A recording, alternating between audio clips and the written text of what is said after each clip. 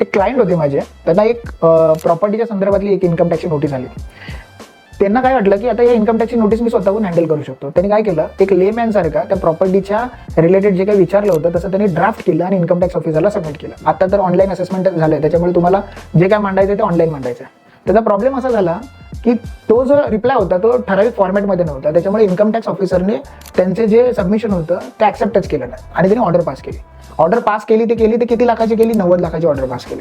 त्याचा प्रॉब्लेम असा झाला की आता ह्या ऑर्डरला चॅलेंज करायचं झालं तर तुम्हाला अपीलला जायला लागणार, त्याच्यामध्ये 20% रक्कम ही भरावीच लागणार. जवळपास ती रक्कम होती 18 लाख रुपये.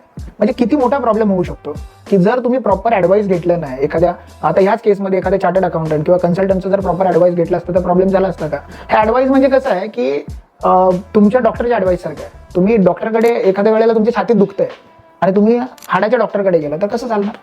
तुम्हाला हृदयरोगाच्याच डॉक्टरकडे जावं लागणार. तशाच पद्धतीने तुम्ही जे काय डेली लाईफमध्ये जे काय करता त्याच्यासाठी तुम्हाला चांगला ऍडवायझर असणं गरजेचं आहे. त्यामुळे ऍडवाइस घेतल्यामुळे तुमचे खूप सारे फायदे होऊ शकतात, नुकसान कमी होऊ शकतं.